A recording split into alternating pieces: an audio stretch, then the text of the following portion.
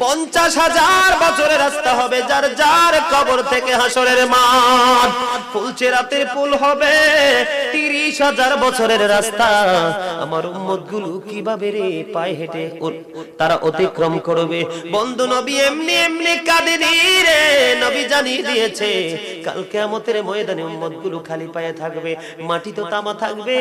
ও বন্ধু, তাদের শরীরে কোনো পোশাক থাকবে না, উলঙ্গ অবস্থায় থাকবে।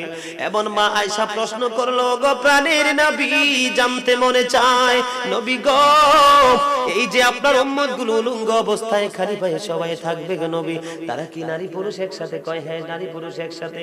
তারা কি কেউ কারো দিকে নজর দিবে না? এবার আমার নবী বলেছে, আয়েশা রে, কেমন করে নজর দেবে রে আয়েশা?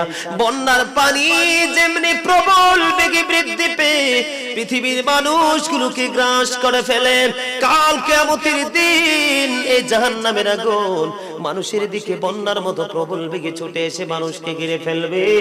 এত ভয়ঙ্কর হবে রে আয়েশা কেরা, এত ভয়ঙ্কর হবে আশুরের দিন, এত ভয়ঙ্কর হবে সেই দিন। আর সেদিন এত বিপজ্জনক হবে, একটা পুরুষ আর একটা নারীর দিকে তাকাইবার মতো সুযোগ থাকবে না।